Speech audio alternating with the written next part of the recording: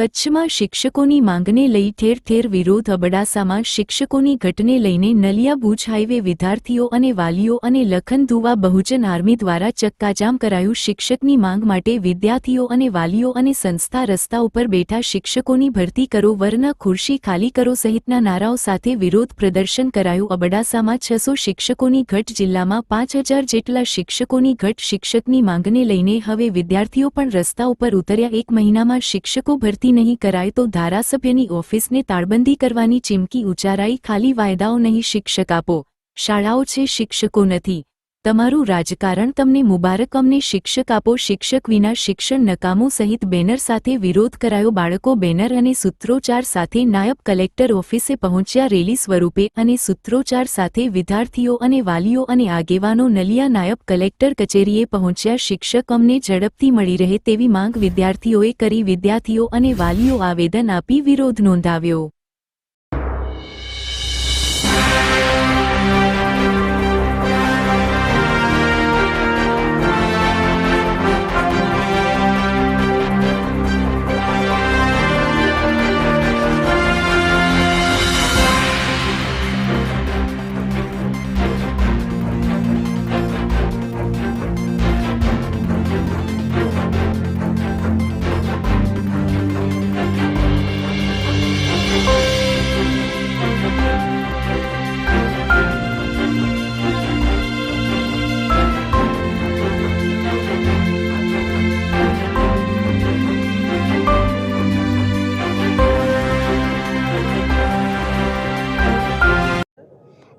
मारू नाम मंत्रा सायन है।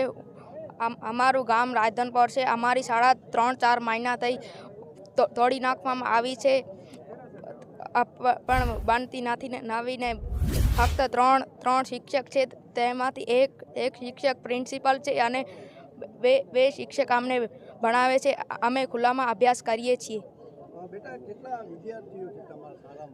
अमारी शाळामां लगभग 90 विद्यार्थी है। આજે વિરોધ કર્યો। શિક્ષકની કમી છે એટલા માટે અમે રોડ ઉપર આવ્યા છે। સરકારને મારી વિનંતી છે કે શિક્ષકની ભરતી કરે। મારું નામ સાયનાથ છે। હું 7મા ધોરણમાં ભણું છું। મારી શાળામાં જ્યારે પણ વરસાદ થાય ત્યારે અમારી શાળામાં પૂરું પાણી ભરાઈ જાય છે। છોકરાઓ બેસવાની જગ્યા નથી હોતી અને અમારી શાળામાં મોટું મેદાન પણ નથી, એટલા માટે એક મેદાન જોઈએ છે। અમારી શાળા પણ તૂટેલ ફૂટેલ થઈ ગઈ છે। અમે શાળા જોઈએ છે। શિક્ષકોની કમી છે। 4 જ શિક્ષક છે। એક શિક્ષક 2 વર્ષથી આવતો નથી અને અમે 4 શિક્ષકોની હજુ જરૂર છે। અમારી શાળામાં શિક્ષક મોકલો અને અમારી શાળા નવી બનાવો। આજે અમારી શાળામાં અમારી શાળામાં શિક્ષકની કમી છે એટલા માટે અમે માંગણી કરીએ છીએ। અમે રોડ ઉપર બધા આવ્યા છીએ અને અમારી સરકારથી વિનંતી છે કે અમને શિક્ષક મોકલો। આજે શરમજનક બાબત કહેવાય ગુજરાત સરકાર માટે કે કચ્છમાં 4700 શિક્ષકોની ઘટ હોય અને કચ્છનું મુખ્ય મથક એટલે આમ કહી શકાય કે અબડાસા જે રેવન્યુ સૌથી વધારે આપે છે। ગુજરાતનો મોટામાં મોટો તાલુકો અબડાસા અને અહીંયા શિક્ષકોની ઘટ 600 શિક્ષકોની ઘટ અબડાસામાં છે। કચ્છમાં 4700 શિક્ષકોની ઘટ છે। આ શરમજનક બાબત કહેવાય ગુજરાત સરકાર માટે, શરમજનક બાબત કહેવાય ભાજપ સરકાર માટે, 6 ધારાસભ્ય માટે અને કચ્છના સાંસદ માટે કે છોકરાઓને અહીંયા કને ચક્કાજામ કરવી પડે છે શિક્ષણ માટે, શિક્ષકો માટે।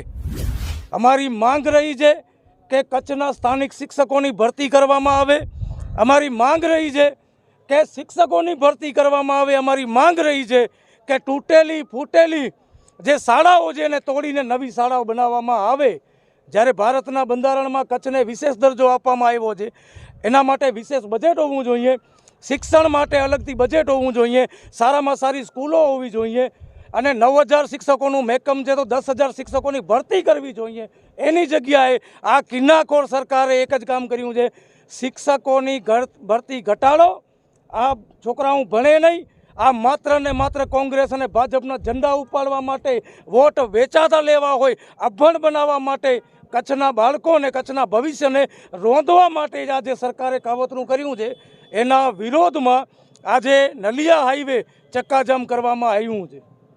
આ શરમજનક બાબત કહેવાય સરકાર માટે, અને ખાસ કરીને અબડાસાના ધારાસભ્ય માટે શરમજનક બાબત કહેવાય. તમે મોટી મોટી વાતો કરો છો. જ્યારે ગાંધીનગર ગયા 2500 શિક્ષકોની ભરતીની જાહેરાત થઈ અને ત્યારે કચ્છના 6 ધારાસભ્યોના સાંસદ ઉપરી પડ્યા કે અમારી સરકારે કચ્છ માટે સ્પેશિયલ પેકેજ બનાવ્યું છે 2500 શિક્ષકોની ભરતી કરવાનું. શિક્ષકો ક્યાં? આ કચ્છ પૂછે છે તમને, 6 ધારાસભ્યોને, શિક્ષકો ક્યાં? સાંસદ શ્રી, શિક્ષકો ક્યાં? કોઈએ બંધારણ વાંચ્યું છે ખરું કે કચ્છને વિશેષ દરજ્જો આપવામાં આવ્યો છે? અમે શિક્ષક માંગીએ છીએ, અમારા બાળકોના ભવિષ્ય માટે એજ્યુકેશન માંગીએ છીએ.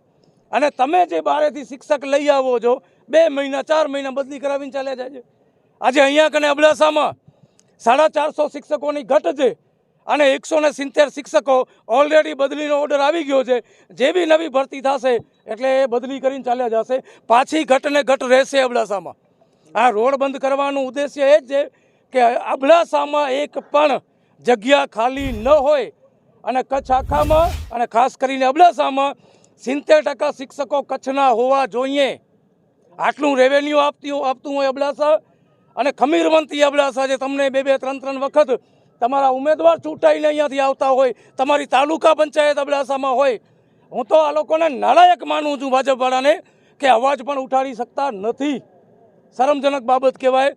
અમારી માંગ છે કે બધા શિક્ષકોની કાયમી ભરતી અહીંયા કને કરવામાં આવે અને એક પણ શિક્ષક બદલી કરવામાં આવે નહીં, અને એ પણ મહિના દિવસની અંદર. બીજી માંગ છે કે અબડાસામાં જેટલી પણ તૂટેલી ફૂટેલી સ્કૂલો છે વર્ષો જૂની, એ તમામ સ્કૂલોને તોડી અને 1 મહિનામાં એનું ગેજેટ અને ઓર્ડર પાસ કરો, વર્ક ઓર્ડર કરો કે ભાઈ નવી સ્કૂલો બનાવવામાં આવે. અને ત્રીજું કે બહારની જે ભરતી કરવામાં આવે છે 70%, અબડાસામાં ભરતી લોકલ કચ્છના લોકોની કરો. અને ચોથી વાત એ કે જે પણ શિક્ષક અહીંયા જે પણ ગામડામાં વિદ્યાર્થીઓને અભ્યાસ કરાવવા માટે આવે એ પોતે સ્થાનિક ત્યાં કને રહે, એ બીજા ગામથી અહીંયા કને આવે નહીં, પોતે એ ગામમાં રહે. એવું ઘણા ગામડાઓમાં છે પણ અહીંયા અબડાસામાં નથી, તો એ પોતે ત્યાં કને રહે અને આજીવન નોકરી અહીંયા અબડાસામાં કરે એવી જોગવાઈ સરકાર કરે. આ વિદ્યાર્થીઓ સાથે આજે રોડ બંધ કર્યું છે. આવનારા દિવસોમાં ધારાસભ્યની ઓફિસ આગળ કદાચ તાળા લગાવીએ તો કોઈ મોટી વાત નથી. એટલે અબડાસાના ધારાસભ્યને કહેવા માગું છું કે તમારી જે શરમ છે એને તમે સાઈડમાં રાખો અને સરકાર સામે લવ લેટર લખવાના બંધ કરો, ઓર્ડર કરો. 600 શિક્ષકોની ભરતી અબડાસામાં કરો, નહીંતર રાજીનામું આપી દેજો. તમે કરો અબડાસા માટે. અબડાસા તમારી ભૂમિ છે. અબડાસાના ધારાસભ્ય તમે જો સરકાર મહિના દિવસની અંદર 600 શિક્ષકોની અબડાસામાં ભરતી ન કરે તો રાજીનામું આપી દેજો તમે, અને ચેલેન્જ ફગાડો સરકાર સામે. શું કામ ન કરે? 6 ધારાસભ્યોને પણ એ જ મારી માંગ છે. તમે તમારા વિસ્તારમાં માંગ કરો સરકાર પાસે કે 4700 શિક્ષકોની ઘટ છે એ 1 મહિનાની અંદર પૂરી કરો, નહીંતર રાજીનામા આપી દેશું. આ લવ લેટર લખવાના બહુ થયા. અમે જાણીએ છીએ કે સરકાર શિક્ષકોની ભરતી નથી કરતી. એના પાછળનું કારણ પણ એ છે કે આ વિદ્યાર્થીઓ ભણે નહીં એટલે સરકાર સામે સવાલ કરે નહીં. અને જ્યારે વખત ચૂંટણીનો આવે ત્યારે કોઈ કોંગ્રેસના ઝંડા ઉપાડે, કોઈ ભાજપના ઝંડા ઉપાડીને ચાલ્યા રહે. સરકાર સામે સવાલ ન કરે માટે શિક્ષણ ખતમ કરી રહ્યા છે.